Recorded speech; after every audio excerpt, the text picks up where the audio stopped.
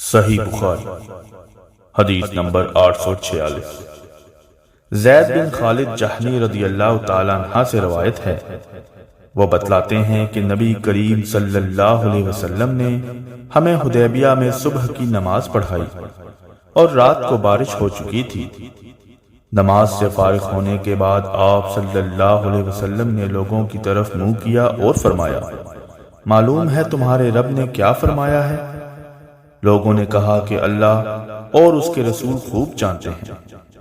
آپ صلی اللہ علیہ وسلم نے فرمایا کہ تمہارے رب کا ارشاد ہے کہ صبح ہوئی تو میرے کچھ بندے مجھ پر ایمان لائے اور کچھ میرے منکر ہوئے۔ جس نے کہا کہ اللہ کے فضل اور اس کی رحمت سے ہمارے لیے بارش ہوئی تو وہ میرا مومن ہے اور ستاروں کا منکر، اور جس نے کہا کہ فلاں تارے کے فلانی جگہ پر آنے سے بارش ہوئی وہ میرا منکر ہے اور ستاروں کا مومن۔